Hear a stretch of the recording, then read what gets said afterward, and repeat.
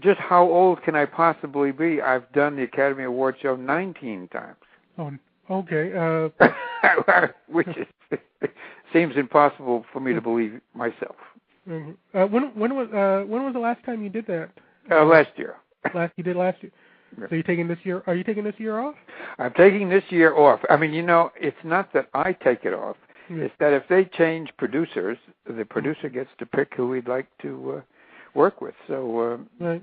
Are you kind of happy that you're going to be at home to watch it this year, or do you? Well, I love to do live music, and I must admit I would do it all the time. But the first time I began was in 1977, after Rocky came out in '76. So it hasn't been 19 years in a row, but it's been over the years. What is the edict from the producers on starting up the band to tell the person who's just won to start wrapping it up? Well, don't forget, at the famous nominees luncheon, the producer will say, you all have 45 seconds. And then you also have these lights on the cameras that go from green to yellow to red. We're warning you. We warn you now. We warn you then. 45 seconds. And then if we have to, we will play you off with the music. Now, they know that, and the big stars, of course, do not get played off with the music. But if you just happen to be a sound person or an editor person, you will be played off with the music. If the producer of the show gets nervous, right, and he's sitting in the truck, and when he gets nervous, he tells the director, get rid of that guy, and then the director says, Bill, play him off. Okay. And of the 19 times that I have been in the hall during the show, and I've been nominated 3 times, the only time I sat in the audience with my wife, just like a regular person, I won for the right stuff. Well, before we get to that stuff, I want to ask you, how did you get into composing music? What drew you into that? Well, I came from a musical family. My grandfather was a musician. My father was a musician, and I studied it all my life.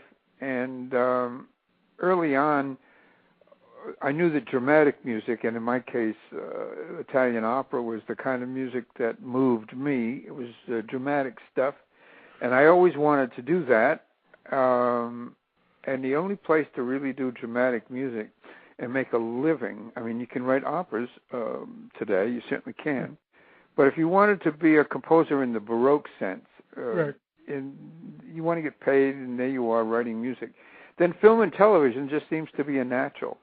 Along with the Right Stuff, it's probably your most iconic thing you're associated with, and that is the Rocky score, and which, people may not remember this, but the first Rocky was a real low-budget, almost like an independent film. Yes, it was, and it cost under $1 million. The final bills were $900,000 and some odd thousand.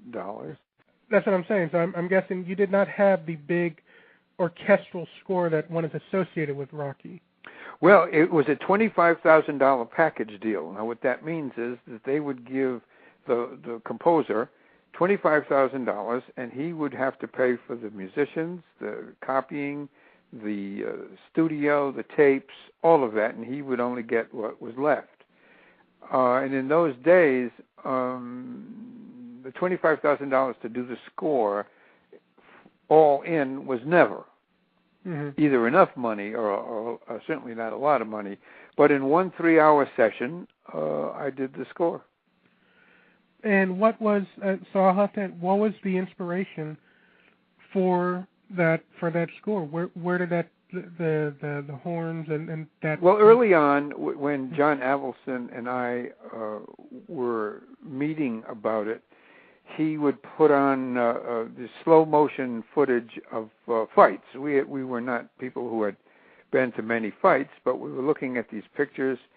And in slow motion, drinking wine, and he had the Eroica Symphony of Beethoven playing behind it. And he says, I something like this, because it's a classic story, it's all of that.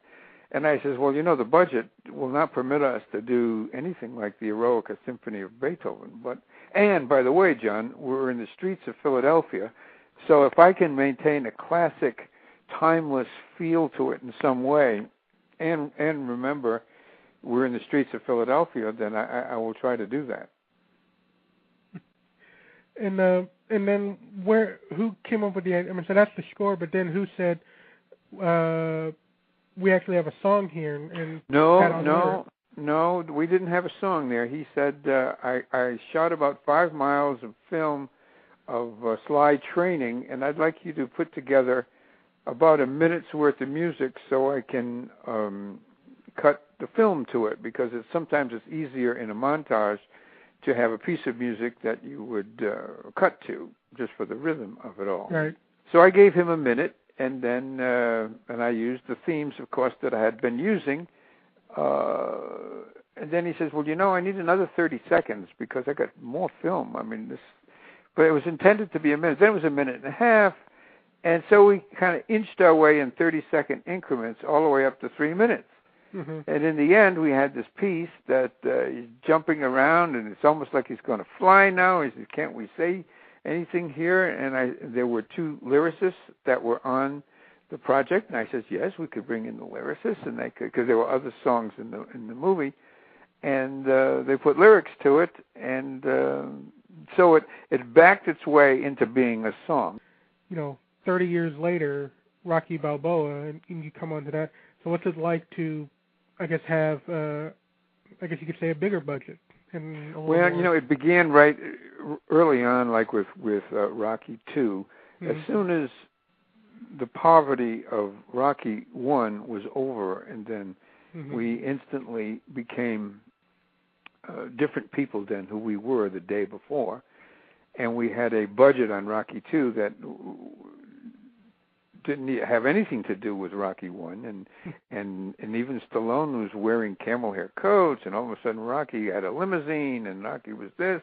I had an orchestra that was like bigger than a symphony orchestra. And when we get down to Rocky Balboa some 30 years later, and we attempt to do something new and something different, even with the music, we just went in a different direction. And you went to the first little screening. Now, it wasn't a preview. It wasn't done, but it was cut together and it had different music in it.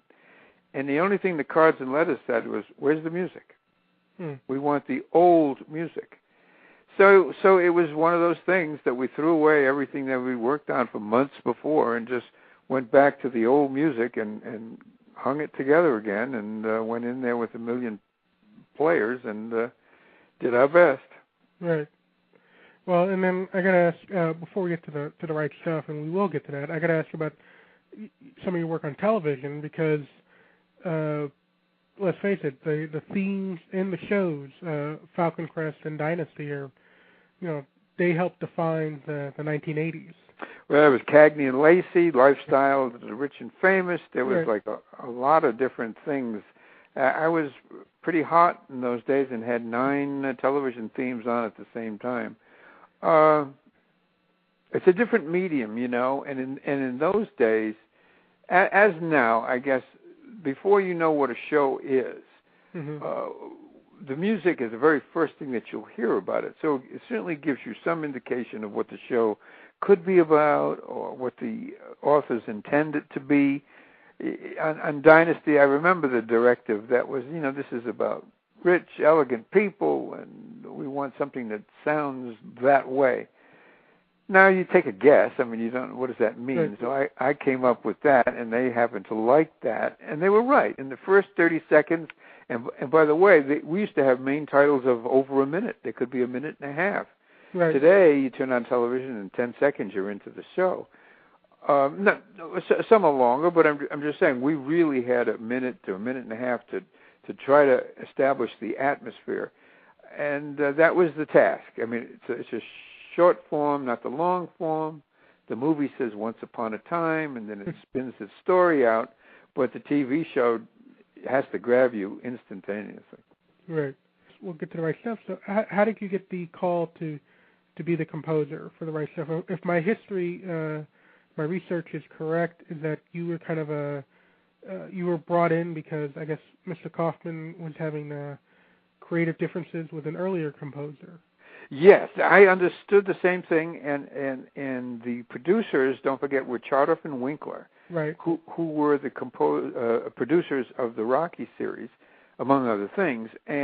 But Philip had his choice of composer, as every director does and should. And yes, I don't remember who it was, but they had creative differences, and so therefore the producers got to voice an opinion.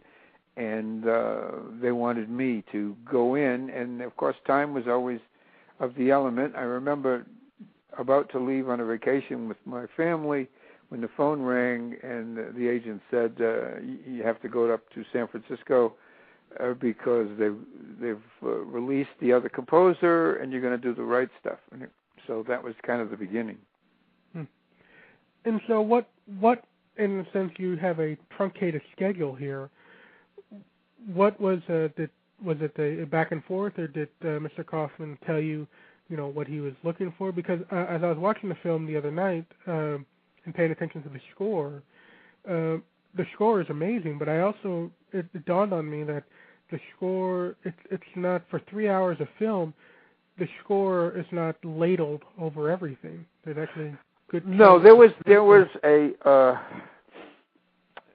It's a bit awkward to explain because Philip did not want me on the project, or that was, I think, the first thing he said to me. But I don't think he did not mean it personally.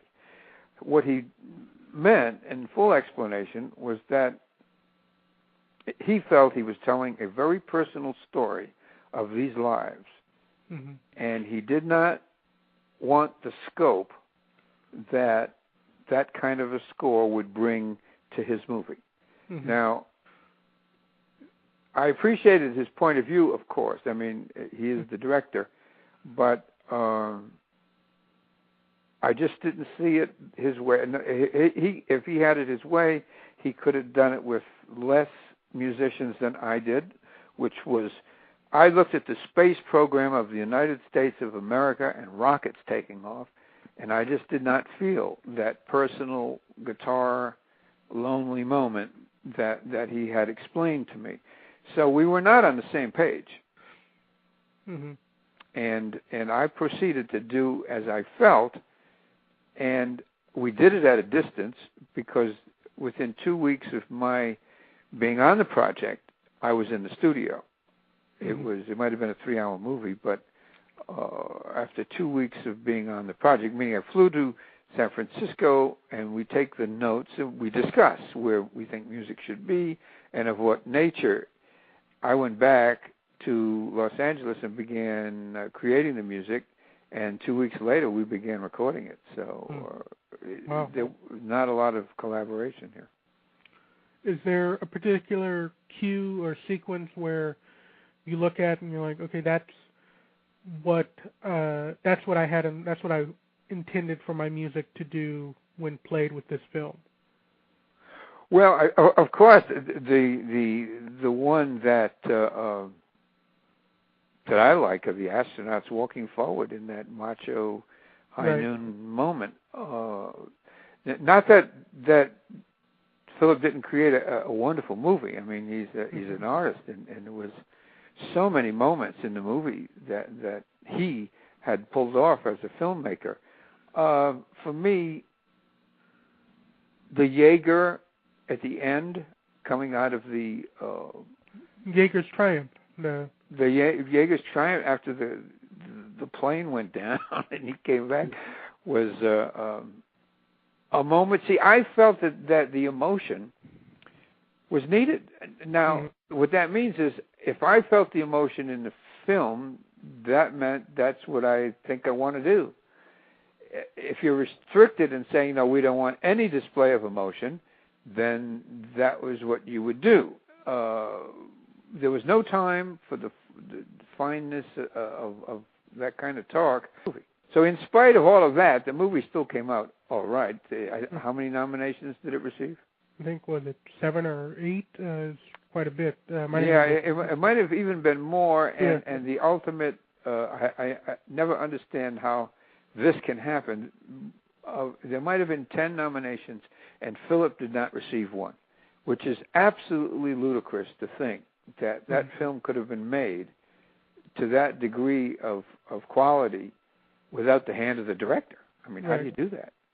Well, and I'm curious about some of the instrumentation in the score, and you can correct me whether this is part of your music or part of music that Mr. Kaufman used from other places, and then along with the orchestral, but there's also some use of electronic instrumentation during. All that was most of the electronic stuff, and by the way, the sound of the rockets and stuff like that was done electronically under my direction with Michael Boddicker, Mike Lang, synthesizers of note. We began doing the sound effects to the movie 2 weeks after I was on the project. Mm-hmm. Now, every little moment, no, we were a part of every moment in terms of the synthesizer work and creating the effects and the noises next to the rocket. And then when he walks around the plane for the first time, all of that stuff is created with electronics, which came under my ear. Mm-hmm. Well, and I talked to Tom Rolfe earlier about this, and this is 25 years ago. There's no internet blogging sites. There's no e-entertainment channel. So, how did you find out you were nominated? I assume this was not one of those, wake up at dawn to see the nominations. I mean, that wasn't going on yet. Oh well, no. I wouldn't have done that anyway. But it was probably a call from my agent. Because if they tell the story at 5 o'clock, then everybody knows it by 8 o'clock, and then your phone rings, and the people that really know the earliest, all the people involved, like the agents, certainly want to know if any of their clients. Right. So I knew it's very exciting, of course. Right. And you had you'd been nominated before, obviously, with Rocky, and so this and was For Your Eyes Only from the For Your Eyes Only. Yeah. And this was your third time to the show, but as you said, this was your only time that you were going to be in the audience. And so it's interesting because I think that year we were seated next to Mr. and Mrs. Johnny Williams. Oh wow. Larry Rosenthal. I forget the other nominees that were there, but now Johnny has conducted the Academy Awards show, and I can remember us reminiscing and saying, "Oh, I'd much rather be working here than sitting here in the audience," and all that little chit-chat that you do as friends until your category arises. Then you stare straight ahead and you hate him. I mean, you don't hate him, but you don't say you certainly want to win in that moment. Because then the moment passes and then you're still there. Well, I got to ask, going back to that Rocky, that your first Academy Awards in '77, that's the year you're nominated for the Rocky score. So was that kind of an awkward moment? I mean, you're conducting the show, and Barbra Streisand won for the song from Evergreen. Evergreen. So do you kind of you almost have to immediately shake off the loss and get back to beyond that. I mean, the director in your ear is saying that you keep this orchestra together because they'll just kill you tomorrow if you make any mistakes now. I mean, look, there's nothing quite like winning, but it's tough to lose, but that's life, Well, now, 25 years later, and, you're removed from any of the creative drama that was in this less than ideal situation on The Right Stuff. What do you think when you see the film or you listen back to those cues? Well, I obviously, one thing for sure, it was such a well-made film, and I don't want to get the impression that there was any kind of fighting or any animosity, because he's a wonderful person, Philip Kaufman, and a wonderful director, and there was no time. In other words, this was supposed to be in the theaters. He said his wishes. Therefore, he was kind of a little bit taken aback because he did not want the kind of score that I was about to give him. Mm-hmm. But he had failed in his, and I have nothing but good things to say with him. I think that the film speaks for itself. He made a wonderful film. I did my best with the music. I don't know whether he ever come around to liking it or not. It's stamped in time. That's what it was. I mean, Right. no evilness. It was wonderful, as a matter of fact.